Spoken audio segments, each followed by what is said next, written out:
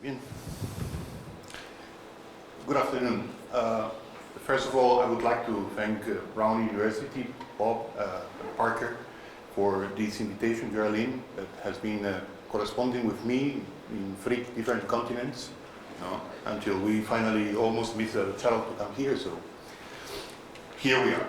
Okay, I'm going to try to put you up to date in the use of a new technology that is going to change the way we think of archaeology and that we do archaeology, I think. In doing so, I would like to say a couple of words first and foremost. I'm not an expert in drones. I've never built a drone. I wouldn't know how to build a drone. And I think that the same thing happens with cars. I don't know how to build a car, but I drive cars. So if this was a talk about building drones, then I would have to be an engineer. I'm not an archaeologist, so I'm a user, an avid user of these kind of technologies, and that is the starting point. Can we use these technologies and apply them to the kind of work we do? Not changing our essence, basically, because we're still asking questions about ancient civilizations, adaptations, landscapes, where people were, what were they doing, see? And anything that comes, and archaeology is in that sense very predatory, anything that we can find that help us answer these kind of questions, we will use, see? And we use technologies that are some extremely advanced and some that are very traditional. Now, in my particular case, my interest comes from a very pragmatic thing. So let's start this play, as it is, with a question. Peru has roughly 100,000 archaeological sites, only considering the medium and the large ones. The problem is that we don't know where they are, nor what are their status. We know that there are a lot. Lima itself, only the city of Lima, the capital of Peru, has 376 archaeological sites that have been registered in the city. Now, only the city of Lima. Now, if we go to the Cusco region, sites are absolutely everywhere. So our problem is we need to find them and we need to determine their characteristics. We now run across them when we build roads, when we do electric lines, basically when anything that has to do with development. And as we were talking about a minute ago, Peru is now going through a very fast development. There's a lot of industry, mining, there's a lot of stuff happening. And although we welcome that, one of the first impacts that we're receiving through that, or because of that, is on our cultural patrimony, also in our environmental patrimony, as we call it. So we need to develop techniques that actually allow us to move a little bit faster than we have done before. To protect them, we need to know exactly where they are and what is their condition, their size, their volume, the materials, their threats, their conservation. So we have to go out and do survey and assessment. Now we have to find the sites and we have to determine what are their conditions. But we need to do this real fast. We're now building in Peru a gas pipeline that is going to go into the deeps of the jungle, the Amazonian jungle, pull out the gas there, and it's going to take up to southern Peru, going basically through Machu Picchu. There's no other way. So, I mean, it's going to impact hundreds, if not thousands of sites that we have to find before this happens. In most cases, to prevent these pipelines, these electric lines, these roads, these hospitals, these schools, these factories, everything that any modern society needs, and that allow us, or should allow us, to have, let's say, a balanced relationship between our past and our present, so that we can build a future. And I'm talking here as an ex-politician. Okay, so to find them, we can use traditional archaeological survey and topography techniques, or we can rely on new technologies. That's where drones come in. See? Traditionally, we have to go out and walk and walk and walk and find the sites, and then register each one of them.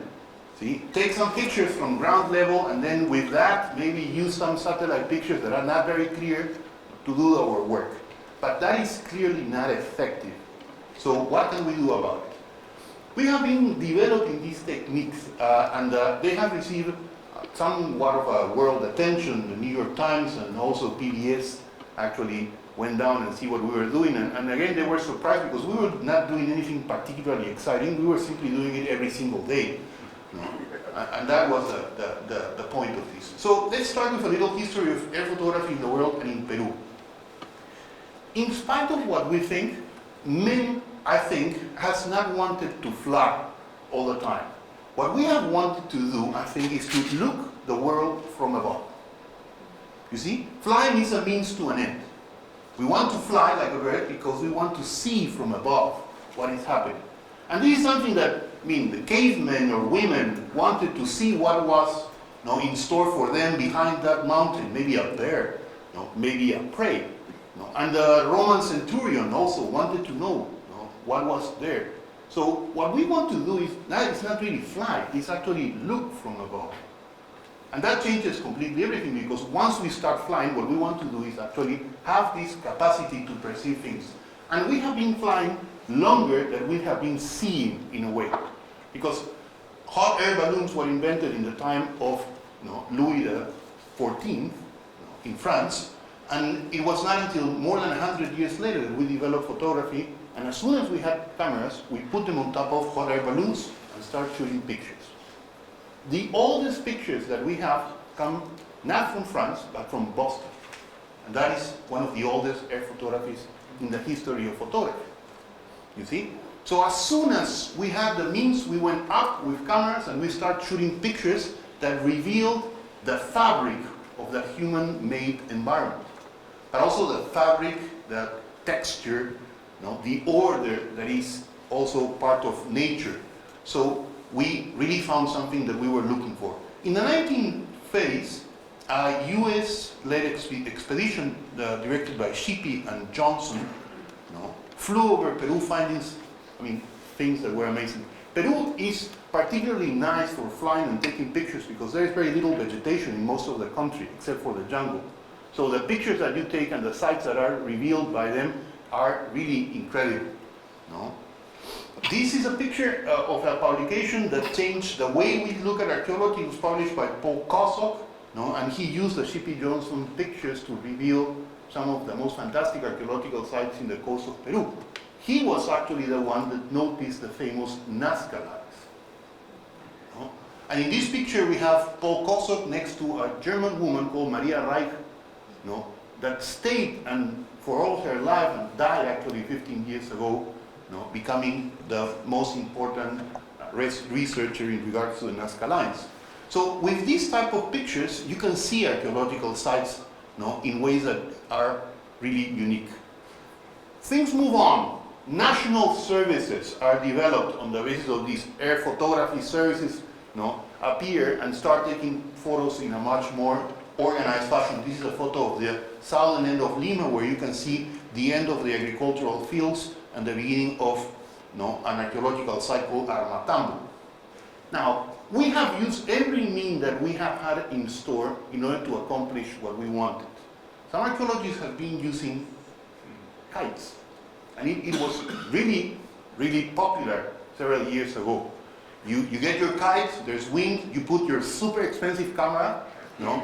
And up you go, and then the wind stops, and down comes your camera, and you lose immediately 10,000 bucks, like nothing. Or you had it up there, but the wind is very, very, let's say, weak.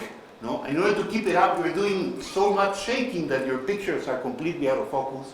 It's a disaster, and we did it. Of course, we tried like everybody else.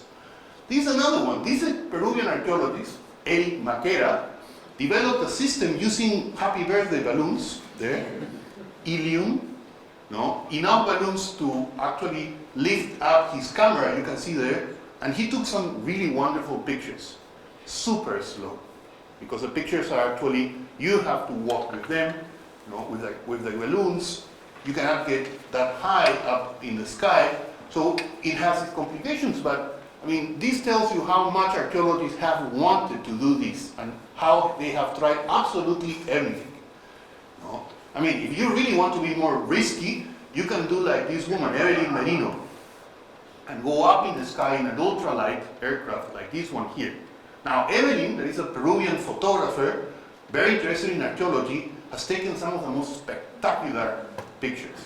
But I wouldn't fly on top of Lima with a machine like this for all the gold in the world. I mean, it's risky. I mean, you don't know when you're going to fly to a gavilan or something like that. No? But then you can get, this is a picture of a Huaca in downtown Miraflores, the Huaca Puquiana, no? A shrine from the Lima times. No? Quite interesting, and you can see how the picture is revealing us a texture, the walls, the rooms, etc., that we cannot see when we are looking at the site from below. Now, there's a lot of scholarship, and in this I'm simply paying tribute to my academic background. No? There's a lot of people that have been lately thinking about this and writing, and this is not only a subject that is developed by amateurs. People are thinking about the technical side. So we have here a great review article in Nature about the science and technology and the future of this type of technology. And if you read this stuff, you see that this field is growing immensely and extremely fast. No? With all sorts of complications and charts. No? We are finding out that we have to improve battery time, flying time, weight is important, and so on and so forth. The other concern is like in these 3 documents from the European Union, no, the ethical side, the citizen side of drones, property, privacy, things that are absolutely of concern for everybody involved. Privacy and data protect implications of the civil use of drones. No? We have been interested in the regulation of this, and in this there is something that is peculiar because the US is the most, let's say, late user-led society in terms of regulating the use of drones, and that is actually lagging not only the US development of a strong industry of drones, civil industry of drones, but actually the world, because everybody follows the FAA regulation standards. No? So because there's not a standard here and there are several restrictions to the use of drones, no, for commercial purposes, we are all paying the price around the world. We are all waiting for the FAA to actually decide what's happening. So we are now having a lot of people, lawyers and scientists, people involved in the field of law enforcement that are thinking about how they're going to use these type of things and what are the implications. But we see that on the other side there are some really advanced uses that have been happening outside of the margins, let's say, of the regulation. Elsewhere in the world, we have people that are using them for humanitarian work, people that are using them for the recovery of avalanche victims. This is a typical use of drones these days. Where we don't want to go, we send the drones that actually look for us. Harvard released only a couple of weeks ago this study of imagery interpretation guide assessing wind disaster damage to structures, where drones are intensively used in order to establish in really no time the real impact that something like, let's say, these type of hurricanes or wind disasters. So here we have the kind of protocols that are being developed, and the uses that they are offering and the capacity we have of mapping in very little time, and assessing the impact of one of these things. I mean, we will have a swarm of drones flying above Lima when the next earthquake hits Lima, and rather than actually focusing on one single incident, a fire that is happening then just after the earthquake, we will have to be looking homogeneously at the entire city. Because maybe we have a fire here that is killing 2 people, but we have an orphanage with 100 children that is falling down next door, but because it's so quiet, we are simply not noticing it. You see? So we need protocols, we need techniques that allow us to use these type of things in ways that are, like we see here. So a lot of new uses for this. Some of the most advanced uses are some ones that you would not think would come up. But people in the biological sciences, in zoology, for instance, this one, a case to study crocodilian nesting, going out and mapping the swamps in Africa, and then assessing where would you have the nests of the crocodiles, or this one where you are using drones for monitoring, wildlife, etc., or anti-poaching, and I mean, a whole lot of different uses that we can give to drones. And of course, one of the things that happens with these type of techniques is that once you have all these pictures that we will see, is that you want to use them. And to use them, we have a parallel development, that is photogrammetry. There is a, let's say, it's a technique that has been here with us for a long time, but that now, in combination with what the drones can do, is offering us some really unexpected possibilities. Muy bien. And this, for an archaeologist, leads us into a field that combines many different avenues of information, data generation, a field that is called digital archaeology, as Parker said, or cyber archaeology, as Mauricio Forte said. Okay. Now, the most important point here is that what we need is not air photography, but what we need is on-demand air photography. We need the picture when we need it, the moment that we need it. This is a 1930s pictures of the site I have been working for the last 25 years, San Jose de Moro. Great historical picture, tell us how the site was 30 years ago, or excuse me, 70 years ago. And this is a Google Earth picture of the same site. They are great, but they are not telling me what happened in the site yesterday. They are not telling me, for instance, my excavation units. They do not allow me to see, from above, the units as they are being digged with the walls that are coming out next to that big excavation unit there. See, the thing is that with this technique, on top of having the capacity to go to us, let's say, to an archive and pulling out old pictures, I can take my own pictures exactly the way I need them. And that on-demand capacity is really what sets the use of drones as an exception in the way we work in archaeology. So using these techniques, we can do things we couldn't do before. Like I can go out and map the entire Huaca La Capilla that I have been digging. We have been digging in the project for several years. We make the decision as to when to fly it, what time of the day, what angle, and actually what kind of information we produce. We can go out to Pachacamac and focus in one side. We can take that picture that we always wanted to take from this huge Huaca in the site of Pampa Grande, from behind, not from the front, you see? And you position your drone exactly where you want it, exactly at the time of the day you want it, in exactly that, let's say, that picture that you have always dreamed about. And it comes out. Or this view of Panquilme, a site next to Lima, and so on and so forth. So we have finally the capacity to go out and do and take those pictures that we always wanted to do. So in terms of the first goal, let's say, having the capacity to take the picture that we always wanted to take, problem solved. And actually that's the easiest way. Buy a drone, lift it up, point the camera, basically see in the screen what you want to shoot and click, that's it. Can we do more? Drones those drones are a rather old but new technique. Flying small things that are unmanned has been around since the First World War. What has happened lately, and by lately I mean the last 4 or 5 years, it is that the systems that control these little airplanes or helicopters has been improving so much that actually that is a revolution. It all starts in the military, of course, and then the ingenuity of engineers has simply blown. We have small drones, we have large drones, we have all sorts of single-wing drones that fly very high, that require very little energy. In terms of helicopters, we have, everything that you can imagine.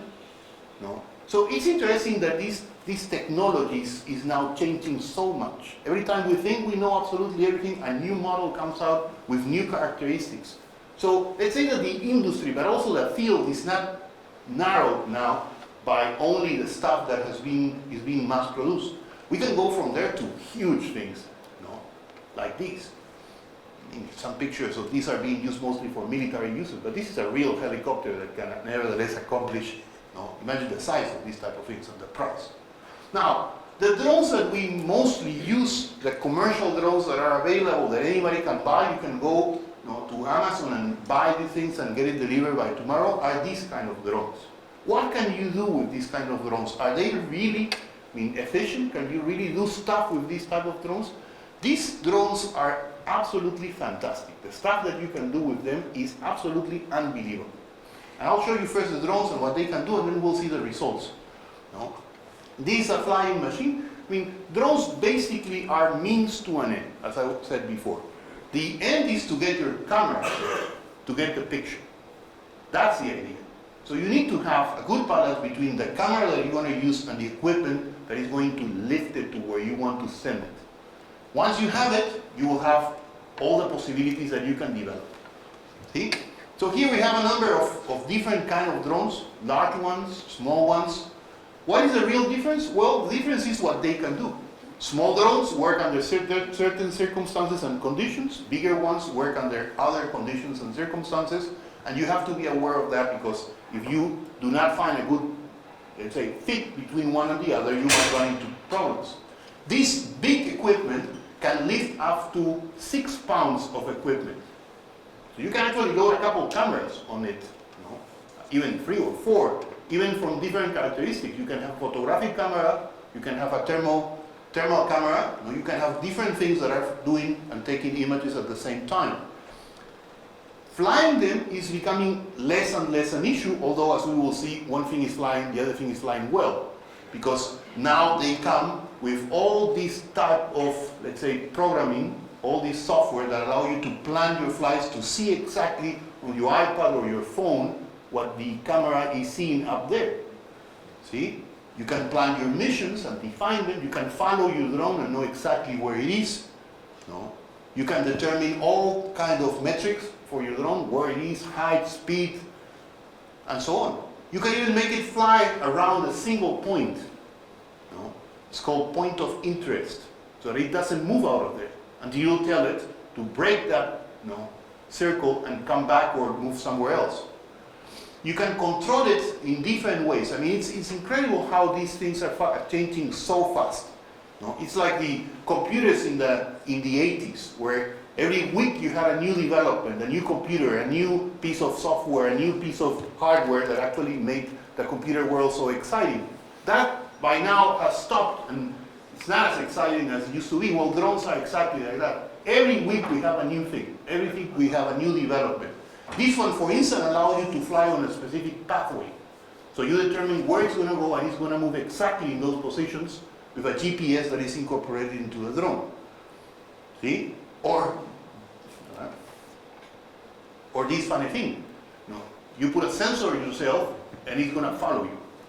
So as you're going downhill, you don't have to worry about the drone. It's simply going to follow you behind you at, let's say, 3 meters above yourself. So sometimes we see these people that are filming these incredible scenes. It's basically because of the software. Because the software allows them to do things that in the past would have been impossible. I wouldn't want to go down a slope with somebody flying a drone on top of me, because as soon as they mess up, it's going to crash into me. So. Okay, so back to reality now. We started using these things in Peru 4 years ago, only 4 years ago. We made a big effort, and between my university, Harvard, and a lot of friends are pitching, because it was really expensive then, we bought this big piece of equipment and started flying.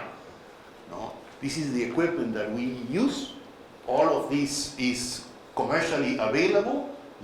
It requires no particular license.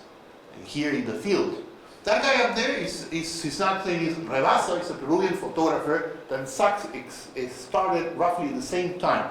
The guy is a photographer, so the stuff he has been able to do is basically take some incredible pictures. It is a fortress up in the northeastern highlands of Peru, Cuelap, for the first time taken from above. Here you have Marca Huamachuco at roughly 5,000 meters over sea level. Mr. Rebasa takes his drones up there, and he can get this picture. He has to wait all day for the sun to be in the exact position. The guy's an artist, so he's looking for actually those shadows, those moments when the light is exactly what he wants to do, or this beautiful picture. This is a place called Chachapoyas in the northern highlands of Peru, where the Chachapoyans build these cemeteries up in the cliffs, in places that are almost impossible to reach now, and that are almost impossible to photograph. Because, I mean, all the pictures that we had before from these sarcophagi were from below, or from the side. But for the first time, we have these images from the front. How? Flying a drone. Now, flying a small drone that would actually, that he could control very well, because if he crushes this into the sarcophagi, then we have trouble. I have been trying to take pictures like that, and I realize that I'm not a photographer, but nevertheless you can take some pictures from angles that are almost impossible. This is a beautiful Inca shrine, Salinas, south of Lima, and there in front of the ocean. I mean, I think that the Inca, when they thought of building this site, they were thinking of this, of the relationship between the site and the ocean, projecting this mountain into the ocean. So in a way, I hope it captures the essence of what the Inca were trying to do when they built this site. Or this pyramid, Chotuna, in Lambayeque region, this is for the archaeologists. This is Huaca Prieta, one of the oldest settlements in Peru. One of the oldest fishermen settlements in Peru. It has dates that go back 6,000 years BC, and there back you have two other pyramids. One is Huaca el Brujo and Huaca Partida. Or an Inca settlement in the Valley of Pisco. See? I mean, this is like your typical pictures, but rather than being your typical picture, you fly up, you wait for the moment, for the light to be perfect, then you shoot it. Or Panquilma, for instance, a little citadel in one of the little valleys. There are hundreds and hundreds of these next to Lima. Now, if we get a real photographer, somebody that has first built a career as a photographer, these are some examples out of the web page for DJI of really incredible stuff. So we can do these type of things. The liberty that we have now by using this kind of equipment, of achieving these type of visions that we never could before, that is the first thing that we can get. We can go into forbidden places and take those pictures that probably send you to jail immediately. Because I guess if you're flying above the forbidden city in Beijing, you're going to be in trouble. See? Or we can capture the, let's say, the geometry of that medieval fortress in France. Okay, why not? The Golden Gate. Now, is it all about buying a drone and going out and flying? Once you buy the drone, and particularly if you want to fly missions like the ones we have to buy in archaeology, you very fast will realize that it's not only the drone. There's the car, there's the driver, there's the security, there's the differential GPA station that allows you to get a really fixed point in the ground, a control point. There's a lot of gear that is involved in these type of things. And of course, the drone itself requires all sorts of different things. Because if you get yourself up to the top of the mountain and you only have your drone and your remote control, no spare parts, and one of your pieces break down, you better have a spare part then, otherwise you'll have to go back down to Lima, to the city, to get it back and then come back. And when you realize that there is more money involved in the logistics than in the actual equipment, then, these things, of course, become more complicated. And of course, when we talk about drones, one of the critical things is batteries. Because the time you're going to be able to spend up there is directly proportional to the number of batteries you have. And these things go real fast. And that is one of the things that is interesting about this technology that I have discovered by using it, is that, for all the advancement that it's having, batteries have not changed much. And still a battery to fly a drone is very big and very heavy.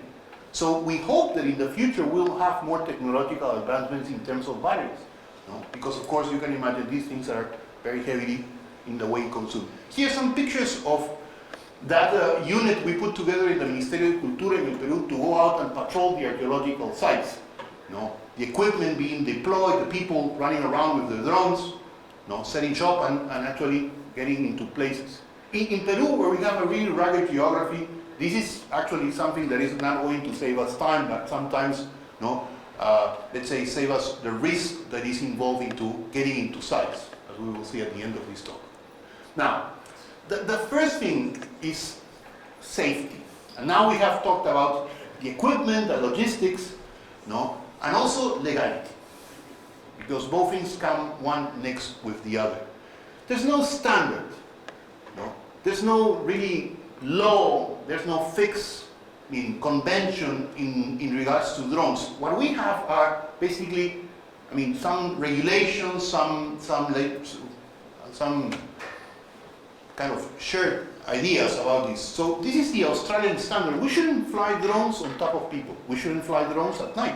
We shouldn't fly drones, above a certain height. We don't want them to crash with things. So there are a number of things that have to be regulated. And we are going to go in that direction. Now it's interesting that around the world, we do not have a single standard. Every country has its different standard. And for journalists that are moving from place to place, I had a group of journalists from the New York Times in Peru. They couldn't get the drone through customs. They were stopped. No? And if they could have got their drone out of customs, they didn't have the license to fly it. So we are entering a world in which many things have to be regulated and changed in order for us to advance. This is a US standard. It's basically the same.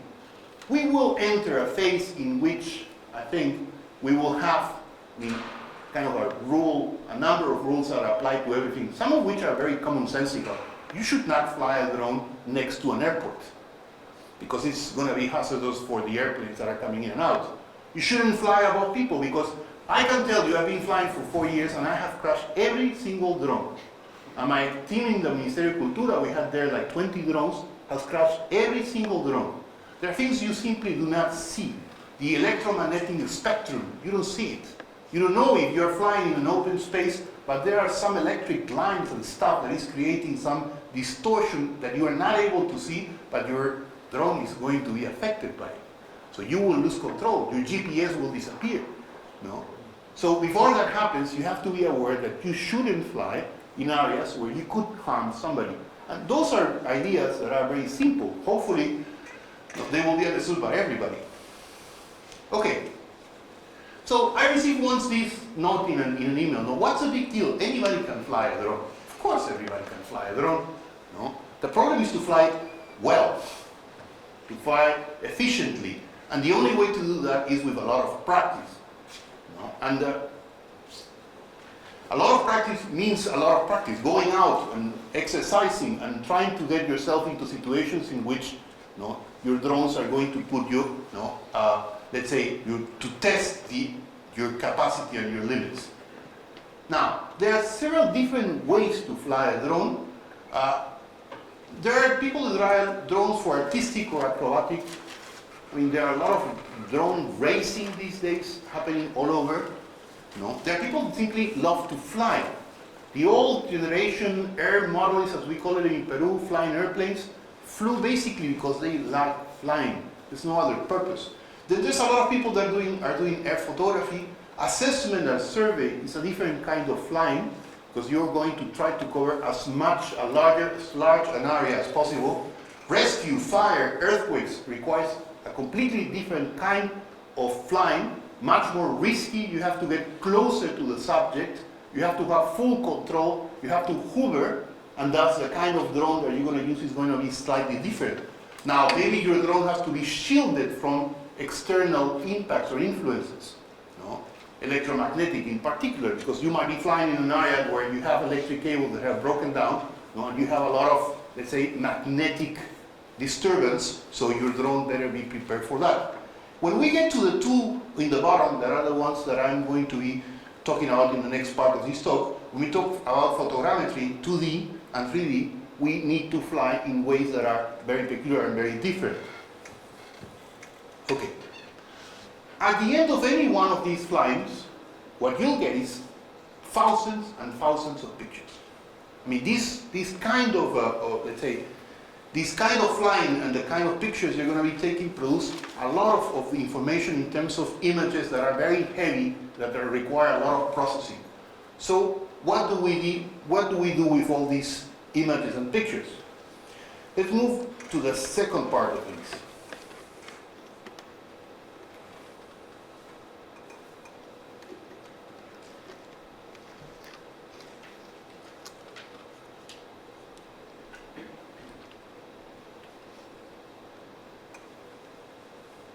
What we're going to do is now we're going to combine all those pictures that we have been taking using drones, flying well after a lot of exercising, after respecting all these rules of thumb in terms of when to fly and when not to fly, after trying to be very careful adapting the kind of equipment that we want to use and the mission that we want to accomplish, developing this type of common sense about how much time you should be flying, when you should stop. If you fly at night, for instance, I mean, that's not a very good idea because at night you don't see what is out there. So you might not see an electric wire, you might not see a branch, you might not see people, and that might be a problem. Nevertheless, we see them a lot in Peru, at least in weddings, for instance. And that is really dangerous. When you see somebody flying a drone in a wedding, run. Because you don't know when that thing is going to fall down. In Peru, we had a lot of let's say, not rioting, but demonstrations, particularly by young people, and we have our journalists then flying the drones just above the heads of all these people. And that's a really bad idea. Really bad idea. If anybody throws anything at the drone, it's going to come down. And of course, it's small, it's like 3-4 pounds drone, one of those phantoms. But that thing falling on you from 20 meters is going to kill you. So people have to be very, very careful about that. But let's say that we have gone through all those hurdles and we have all these pictures. What do we do? This is the kind of stuff we get. Hundreds and hundreds of pictures. We're going to combine all of these images with photogrammetry, with that technique that has been around that we have used many, many times. Before we had these air pictures that we use a stereoscopic visor to try to determine height and differences. Now this has been computerized and there are lots and lots of software out there that you can use in order to use and process this stuff. Here's some examples of the software that is available. There are a lot of software that is free, that anybody can go into the internet and download and start using. There's from there to really expensive and very, very precise software that can be used for mining, for instance, for electric wires, for things that are extremely precise. So you have the whole range. The two more popular software packages for photogrammetry applied to drones are this one, Pix4D, a Swiss, and this one here. This is called Photoscan Pro, a Russian software. This particularly is used intensively by archaeologists now all over the world because it's very powerful and also kind of cheap. Nevertheless, it all starts simply by taking pictures, taking those pictures to a computer where you would need a lot of power. And anybody that has engaged this will learn this very fast. This is not the kind of stuff that you can run, let's say, on your home computer. You need a computer that is much more robust. To the point that they give you recommendations and configurations of what computer to have. See? Oh, here we have some of that. Now, we don't need a drone to do 3D models of artifacts and context. We simply take pictures with a regular camera. We can take pictures with your iPhone, and produce 3-dimensional models that are unique. For instance, this is a model I did in the Metropolitan Museum of Art in New York, when the guard was not looking at.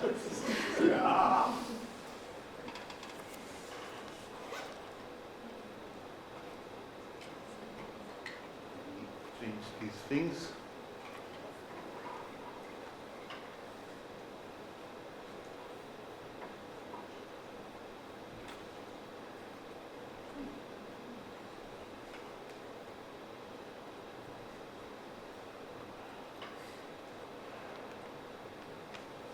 This is a photogrammetric model done with 52 pictures of a on-display Egyptian scribe in the Met.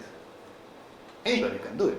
I mean, there is really no magic in this. Of course, a little training helps, but you can walk home with your scribe and then print it in your 3D printer. A little bit of touching up and painting. You'll have home your real full-size scribe. Why go back to the museum if you can have it yourself? Well, because you want to see the real thing. So, but we can do things that we couldn't do before. See?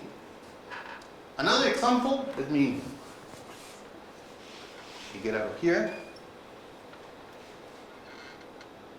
This is again in an exhibition, in an art exhibition in Lima. A woman, a spectacular Peruvian sculptor. So let's get here.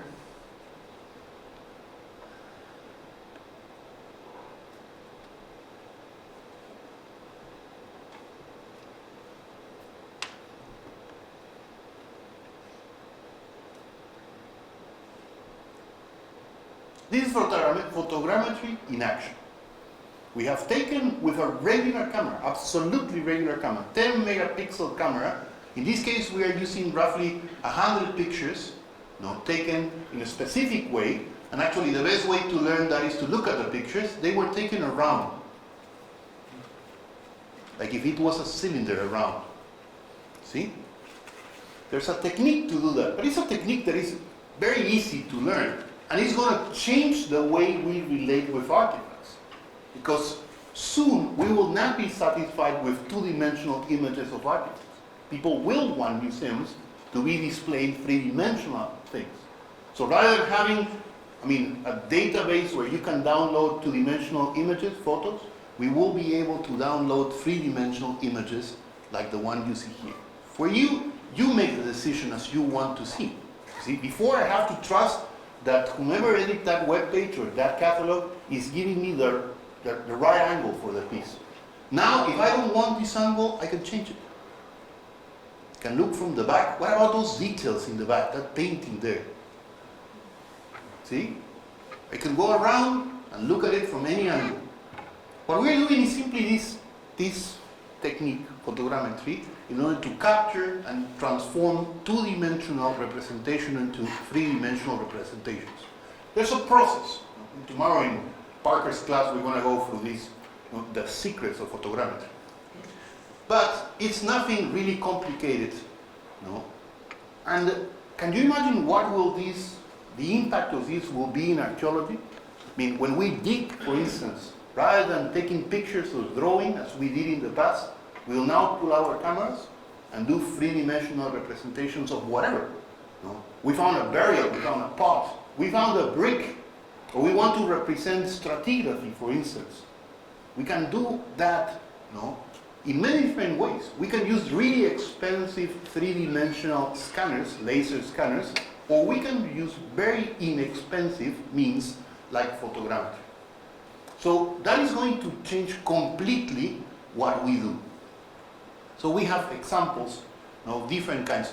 This is an excavation done in Peru by a friend of mine. He found this incredible burial. This is one stage of the excavation. This is the next one. And we are only taking these pictures that are the ones that were, let's say, allowed in a very short period of time, because this burial was found so deep that it was below the water table, and every 5 minutes it's simply filled with water. So we had to take the water out and then shoot around, and then produce this model that you see here.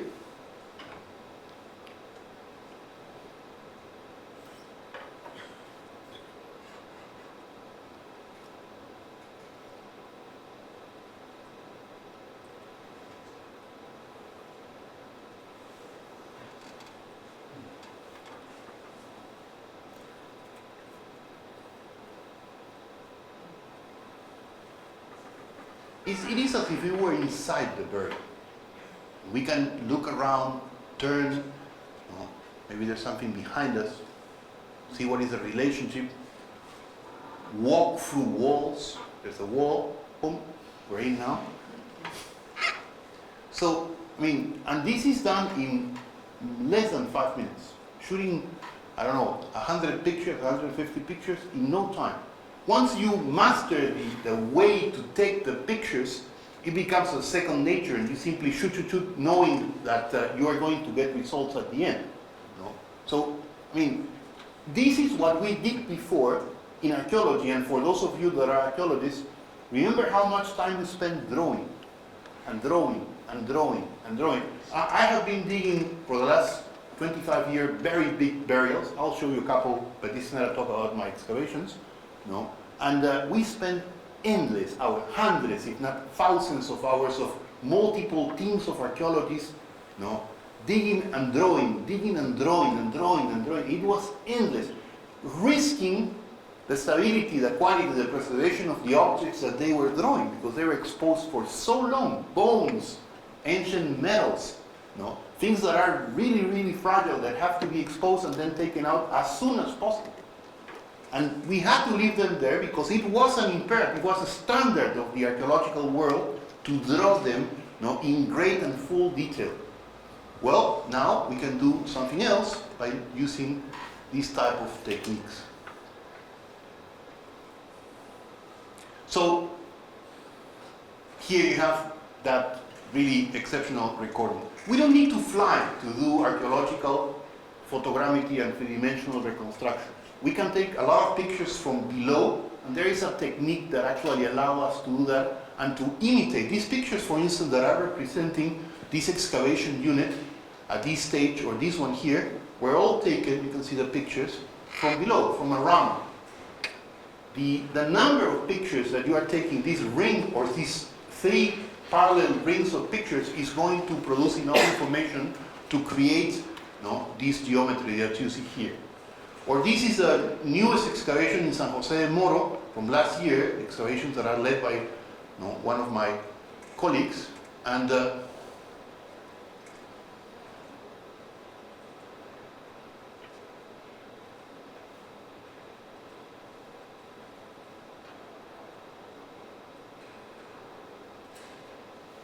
so here we have an excavation, fresh, finished in September of last year, no, where we found altars decorated with geometric designs, like the ones you see here. In the back we have a wall that is now 23 meters, no, that have these niches that you see in the back.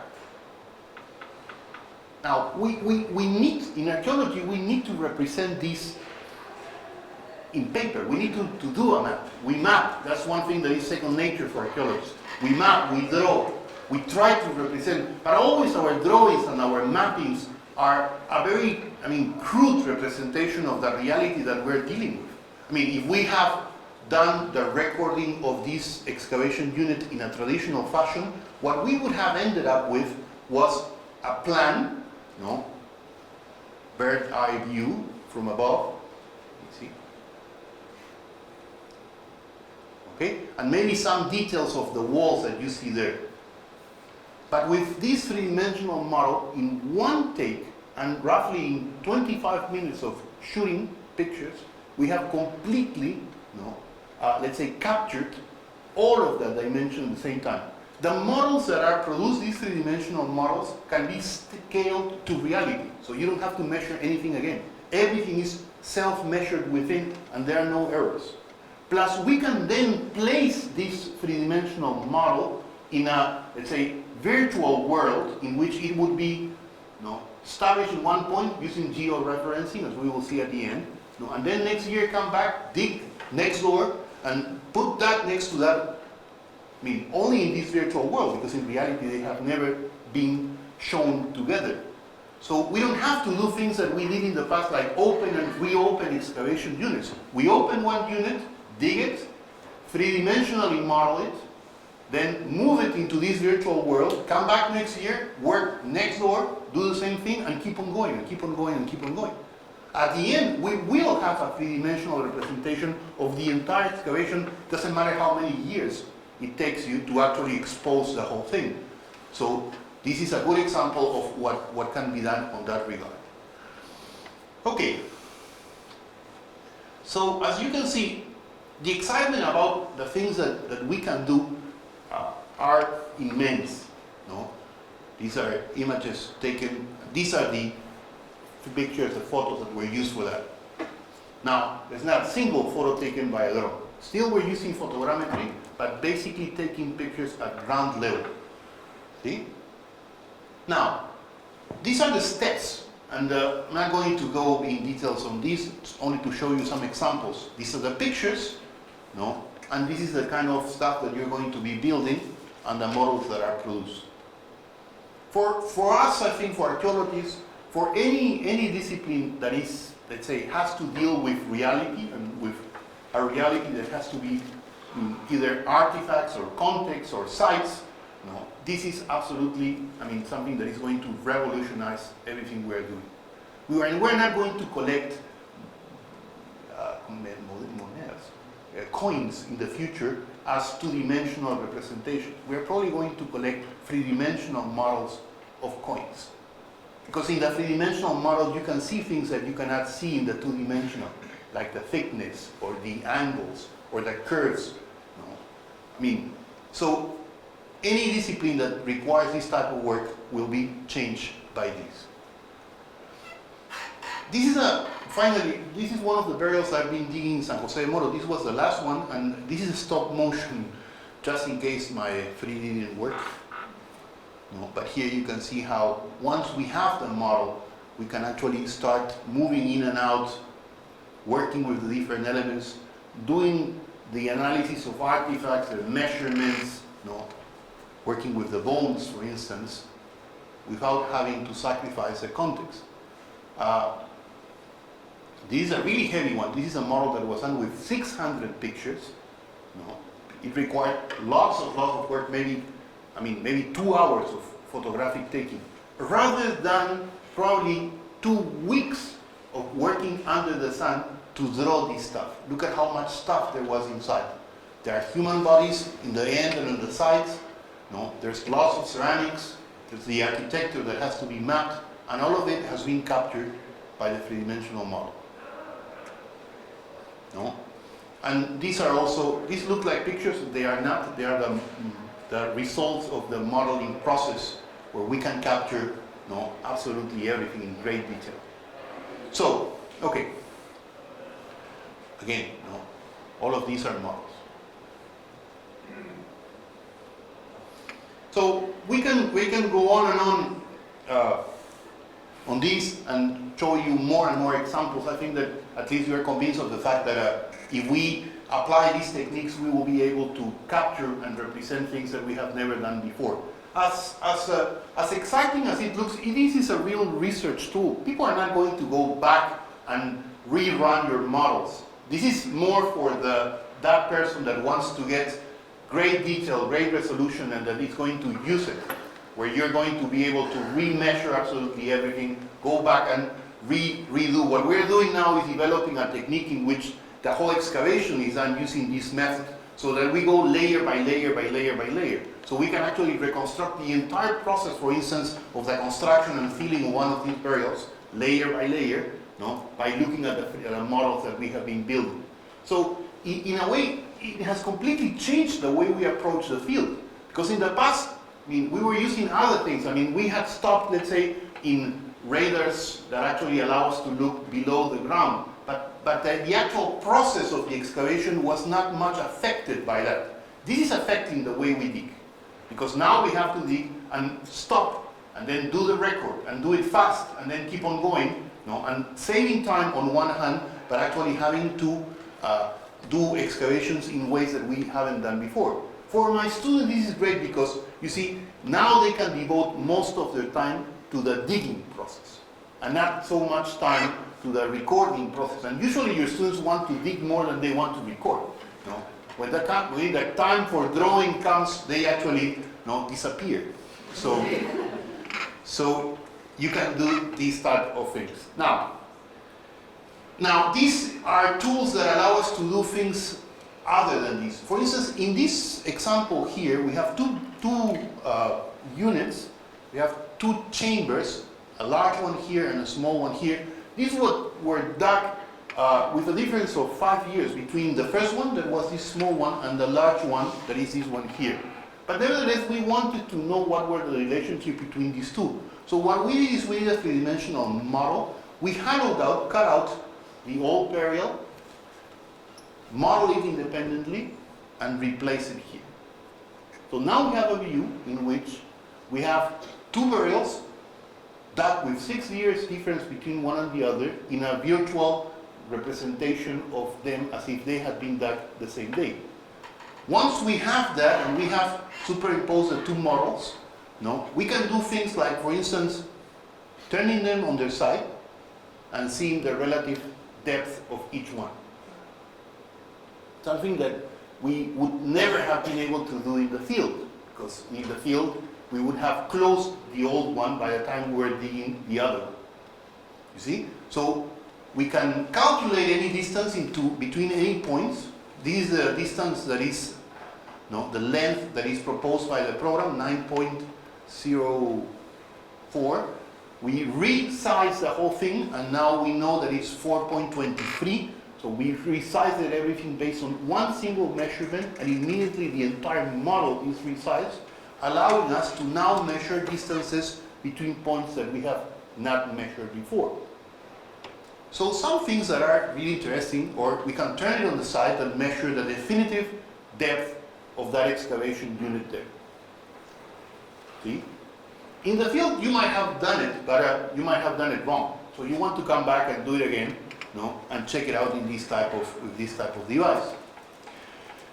Now, if we want to do sites, now we're going to need drones. So now we're going to go back into the drone business.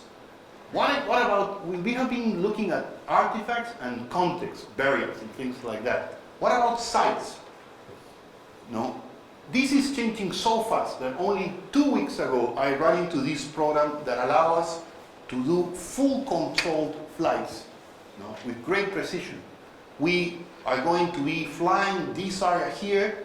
We set up the coordinates in a Google Earth kind of base, and it's going to tell us, we're going to give the altitude, 300 meters.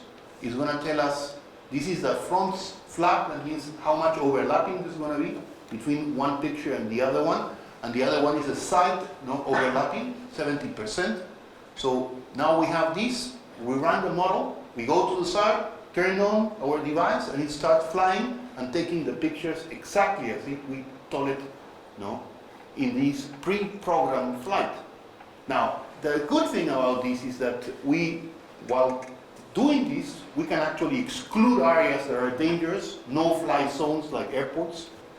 So what is going to happen in the near future, hopefully, is that we will be using these devices more to control and actually have the capacity to predict what is going to happen. Here you have all the pictures that were taken to produce that orthophoto there, and here you have the three-dimensional model of the same thing. So we have plenty of pictures. We're going to go back to the sites, we're going to start flying, we're going to produce these clouds of points, of dots, and once we have them, we want to start modeling our sites in ways that are really unique. This is actually an archaeological site called Incahuasi in Peru, after we have flown around it and produced the model that you see here. The flying looks a little bit unorganized, but it's exactly what you need to do. It looks like if it was done on random, but it's not. It's actually exactly what you wanted to do in order to get this kind of resolution. And all of these pictures you see here are not pictures. They are three-dimensional models. See? The height, the elevation, the position of the drone in regards to the site, the angle of the cameras allow you to get this incredible, quality of the images that you're getting there. Every single stone, down to a stone that is 1 centimeter, is going to come up as a three-dimensional feature. It's incredible, These huacas in Peru, exactly the same thing. Now, can we go even bigger? What about Machu Picchu? This is a world-famous Machu Picchu. Let's see what we can do. In Machu Picchu, we had a one-shot, one day. Machu Picchu is guarded, it's closed. There was an incident some years ago because a guy went with a crane and dropped it on top of the Intihuatana, the clock of the sun, and actually broke a little corner of it. So Machu Picchu is very difficult. To get the permit, we had to call the Vice Minister of Culture, that was me. That man. And we actually flew on the side because we wanted to see what can we do with this technique. And voila.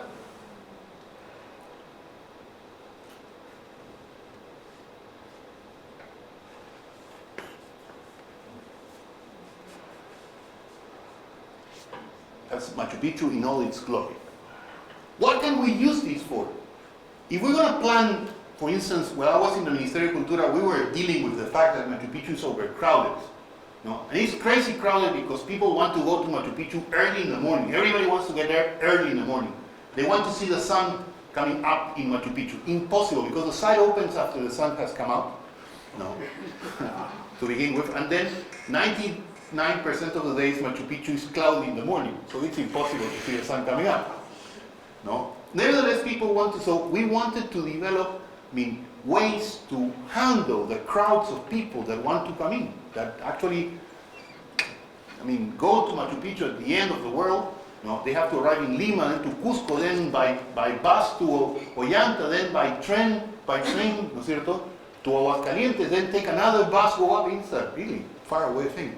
No? So we cannot tell them no, but we can control them. And how do we control them? We need to have a model that allows us to see, a base upon which we can define where people are getting in, and people are getting in, we know, this way, because this is where the hotel is. If you enter Machu Picchu, you come in this way.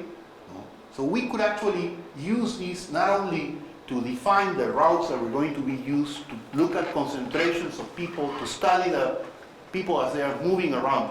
This tool that we have here, because it's a tool, has been already used in the planning of a couple of things. One thing has been, of course, tourism, and the other has been fires. We have a bigger model of Machu Picchu, and we are concerned that one of these days, all of these brushes here are going to dry out, and a fire is going to start killing the people that are above. So, and what the expert in forest fires that actually was hired by the Ministerio de Cultura was, do we have detailed maps? Can we look at slopes? Can we look at the wind? Can we look at the projector of the wind into the mountain? And for all of these type of questions, we require this type of device that you have here. So it's not only a beautiful representation of the site, it is much more than that. Now, if you look carefully, you can see that these green areas in the center of Machu Picchu are shaped like a bird. An odd bird. The head of the bird, the body, the arms, because in the Inca iconography, birds have arms and legs. So the arms extending here and the legs extending here. Bear with me, I see the bird there. And then the wings. So we can see things that are unbelievable. See? We have been going out and mapping these kind of sites. And by now, the Ministerio de Cultura, between them and my laboratory in the Catholic University, we have already mapped 1,000 sites. 1,000 sites for which we have detailed mapping that is hopefully going to help us run the sites, monitor the sites, see that the sites are not encroached, and things like that. So these are the kind of things that you can do using drones. One more thing to finish this. What is in store for the future? Because the future is going to be an intersection between all of these and other uses that we can give to this type of technology and these models. We are doing it now because if you want to do a study of that site in downtown Lima, it's called Guantinamarca, what you're going to get with Google Earth, the best images you're going to get is this one. And that's exactly where the drones start. And for instance, here we have a pink kite that was probably left by some children flying above the Waka, but the Waka is surrounded by a wall, so they couldn't come in and rescue it. So we know that there is a object there in the middle of the Waka. And we can do much more monitoring and work with these type of things. But for that we need to combine again these techniques, air photography and photogrammetry, with geographical information systems and georeferencing. And for that we not only fly, but we have to take other kind of instruments that allow us to have the most advanced precision for the models and the maps that we produce. This is an equipment from the Ministerio de Cultura. This is a GPS that is good up to a couple millimeters sometimes, depending on the base that we have, that allows us with great precision to geoposition anything we find. And with this we can actually run again our models and put them and place them in geographical information systems with great precision, so that we can actually, with these 1,000 sites that we have already mapped in Peru and the thousands that will be mapped in the next years, we can start building up a geographical atlas of all the archaeological sites in Peru. No? These are tools that are absolutely necessary for any kind of archaeological work these days. No? It saves us a lot of time, it saves us a lot of precision. And once we have them, we can start working with them and doing things that are incredible, like for instance, all the topography that was done before with hard work and hiring topographies that are very expensive, no? Now we can do immediately using these techniques. I mean, this is another site in Lima, after it has been studied and mapped and run through the geographical information systems.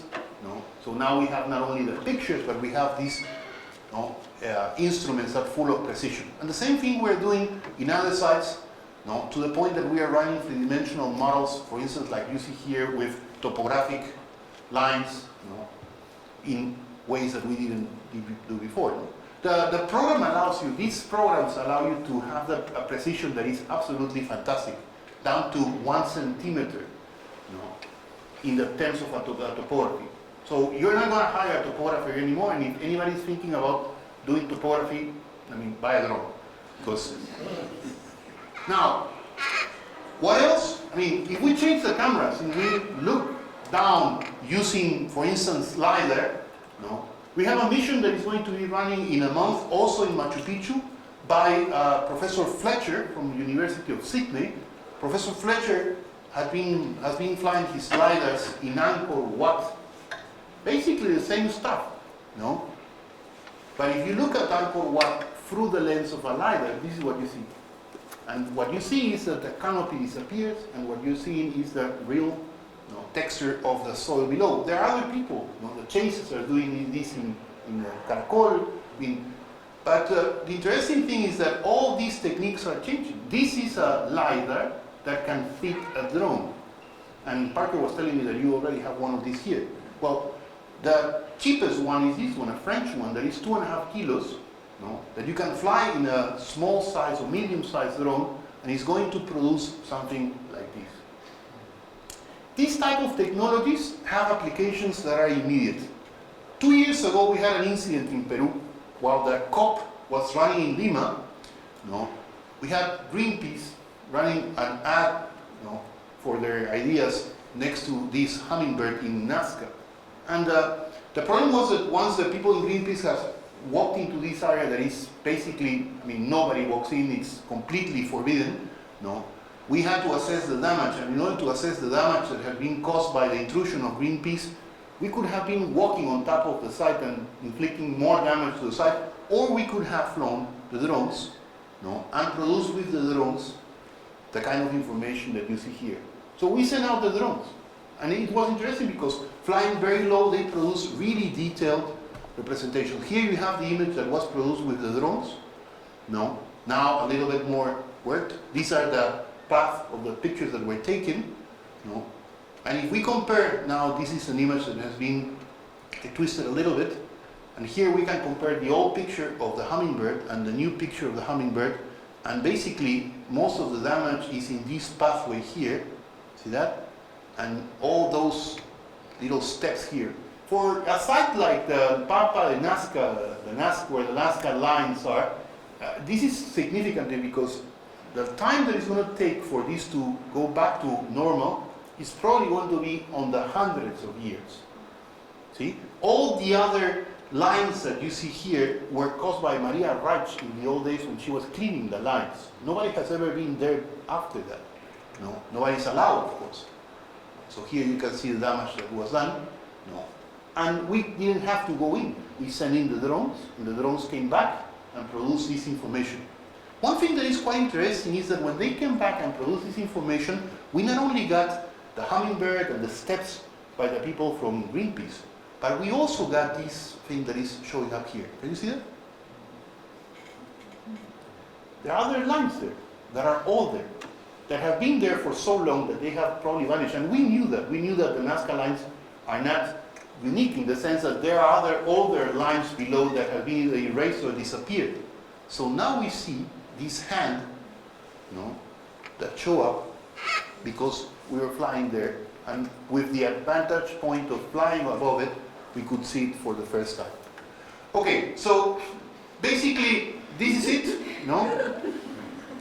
And I think that the possibilities are endless. This is a technology, this is not an end, this is a means. We will still be doing hard work archaeology, going to the field. We need still to do that. I mean, archaeology is not going to change. We're not going to be sitting down here in a desk and sending our drones to fly and dig for us. That's not going to happen, no. But hopefully we will be able to use these type of instruments to achieve things that we didn't achieve before. No? To do things that to get to places that we couldn't get before. And the way things are moving, we're going to be changing not only the cameras, the drones, etc. We're going to be getting places that we never thought we would get before, and we will be able to get a record that is more complete, no, and is going to be used for so many different things.